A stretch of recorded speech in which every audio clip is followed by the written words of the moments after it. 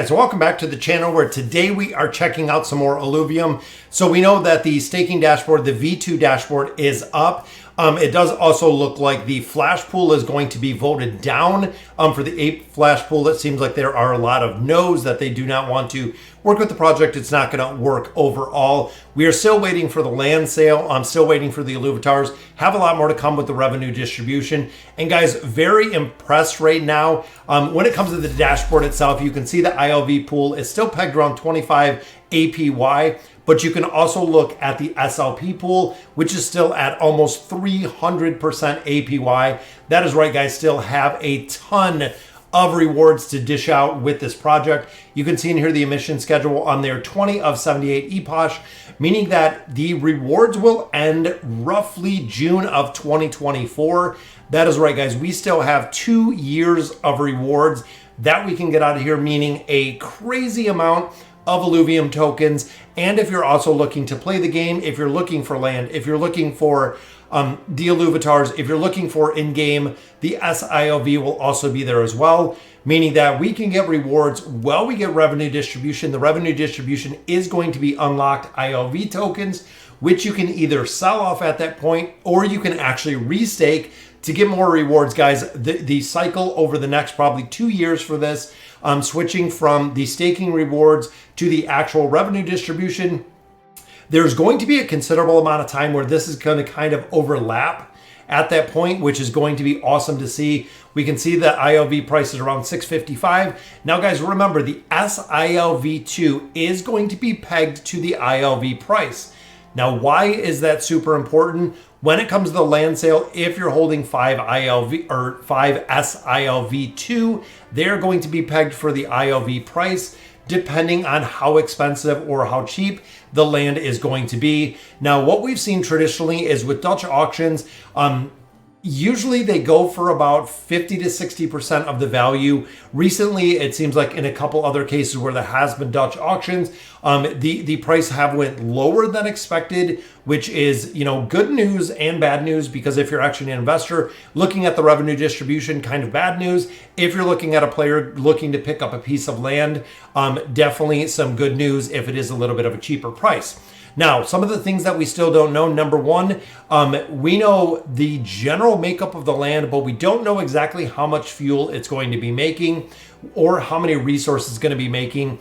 And that's where it is going to vary greatly, again, depending on the sale price, depending on the usage of the building, things of those nature, which is what I really want to know about.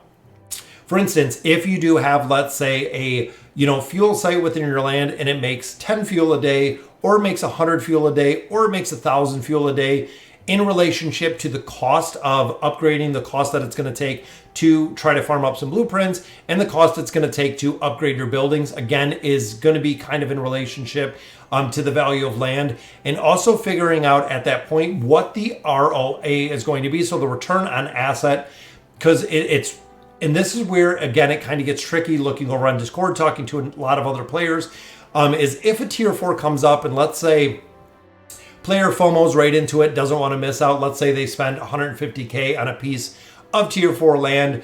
Me, myself, I wait till it gets down to about 70. The return on investment or the return on assets is going to greatly differ on how many weeks, months, even years that it's going to take to recoup exactly what the price tag was. And that is where the strategic planning of the Dutch auction really comes in.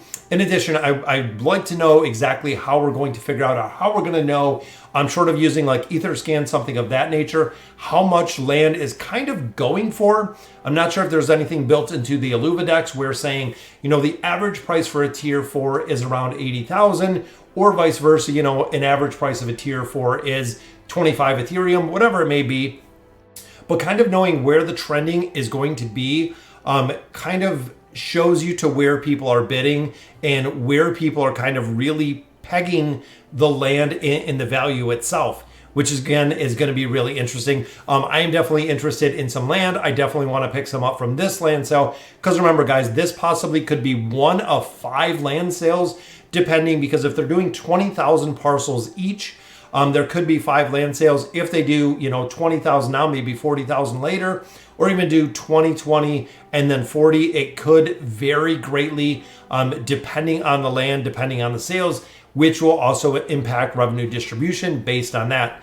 All right, guys, so that'll do it for just kind of the summary of Illuvium. Let's go ahead and I'm going to hop over. We're going to go through some of the leaks that are coming from the main game, Illuvium 0, and what we're kind of seeing in that aspect. So within here, guys, not a day goes by that I do not look at the Illuvium links. Every single time that Kieran and everybody else pings me on there, I absolutely want to check it out, guys. Look at your playable character right here in the middle and how absolutely crazy this Illuvium land is going to be, guys. Now here we do have some of the Crystal Shore. What they're building out, you can also see in the comparison with the size of it. I love how this looks with the Crystal Shore. The Crystal Shore looks like one of the absolute best lands that I've seen within Illuvium. Looking through here again, it seems like it is such a very cool, unique looking place to explore this. Picking up your alluvials in here, guys, really focusing on the crystal aspect itself within here. Again, these are things that you're going to have to interact with, which we'll look at in a little bit. When you see different things, when you see different plants, when you see things that you can harvest, that is going to utilize Mozart in a couple different aspects to go out and collect things to actually be able to fulfill blueprints and things of that nature. It's going to be interesting exactly how intricate this is. Now, guys, looking at some of the alluvials, guys, a massive elephant. I love in the top this piece right here where his brain is almost exposed. That's exactly what it kind of looks like. A very, very unique looking alluvial, especially when they start adding color to it, feature animations, things of that nature. It looks amazing, guys. Again, some more of the artwork, some of the pieces of the rock, some of the assets that we have here. Looking here, the Liritas, I think, is the company that is building a lot of this out as well. There's a couple different companies we've seen. I believe it was Thunder Bluff or something of that nature before that we've seen in a lot of different places. Can't recall the name right now, but you can see exactly how absolutely massive, guys, these are going to be. Remember, your playable character is pretty much just a dot when you look in relationship to how big this land is going to be. So it looks absolutely phenomenal. Here is Mozart, and Mozart is actually in the scanning and the mining mode. So you see when they play it through here, goes through, scan something, and this is the collection of materials. So this is exactly what it's going to look like, guys, when Mozart is actually out there harvesting. You're going to see players running around. You're going to see Mozart in a bunch of different places, scanning different little nodes that are flying around. Also going to be picking up resources, collecting them up here, which looks absolutely amazing, guys. It is very cool to see as he moves Mozart around to collect and harness this entire piece. We're going to have to get more details as the game progresses to exactly what this is going to be utilized for and what the build outs are going to look like when it comes to the actual land, guys. Look at how much goes into this. This is crazy, guys. It is absolute insanity how this looks and how this is actually being brought together. You can even see here building kind of level on level on level on top of level to really build the things that we see within Illuvium. And this is the grand scale of what it looks like. Again, here's Mozart. Here's your playable character, guys. And this is looking just over a massive, massive front, guys. Look at this. I believe this is the Thunder Bluffs, if I remember, or it's something of that nature. Absolute huge looking. The exploration area of this game is going to be immense. And a lot of players have also talked about travel, having to use some of your resources to travel from location to location. It's going to be interesting to see a couple things like how long is it going to take you to travel from zone to zone, or can you travel from zone to zone, in the amount of time it's going to take you to physically travel within these zones. This is Shard Bluff, but again, the amount of time it's going to take you to travel in or through these zones is going to be absolutely crazy, guys.